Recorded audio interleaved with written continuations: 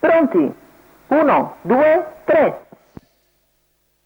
Considerato valido il terzo tentativo con Veloce Volpelli che prende l'iniziativa nei confronti di Corsa del numero Nord. 7 Calcio Petral squalificato, numero 1 Cenerentola Leo squalificato. Avanza subito Chopin Griff dalle retrovie, intanto Volpelli ha coperto i primi 200 metri in 15,4. Volpelli al comando, numero Corsa del Nord 13, in seconda Princess posizione. Caviar squalificato. Chopin Griff che punta in avanti su numero Volpelli. 11 Balsamo Leone Dambio, squalificato.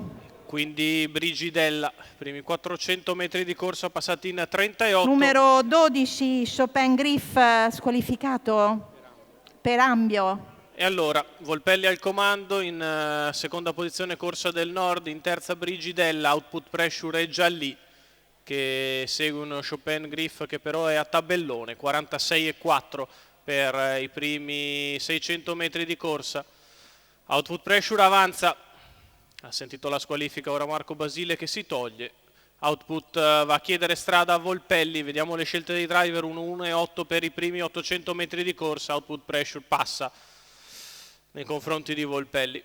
Avanza subito Amélie Pan dalle retrovie che si porta allo scoperto dopo un chilometro di gara passato in 1,17,6. Cerca di liberarsi dalla corda anche Brigidella, anticipando le mosse di Valentiniano. A metà gara se n'è andata in 1,17,6. Si sistema seconda Amélie Pan perché non tiene il contatto Volpelli a un giro dalla fine.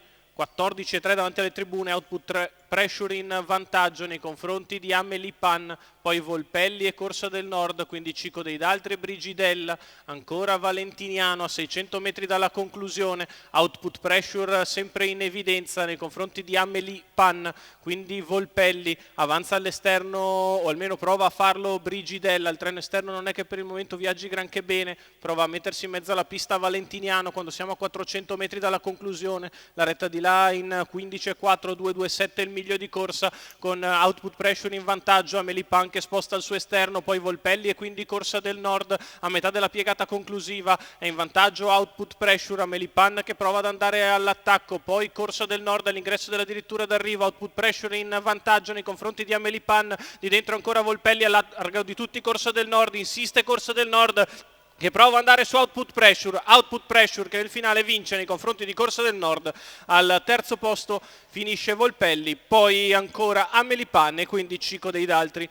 29,1 ad arrivare, il successo a media di 1,16,4 preso sulla testa per Output Pressure.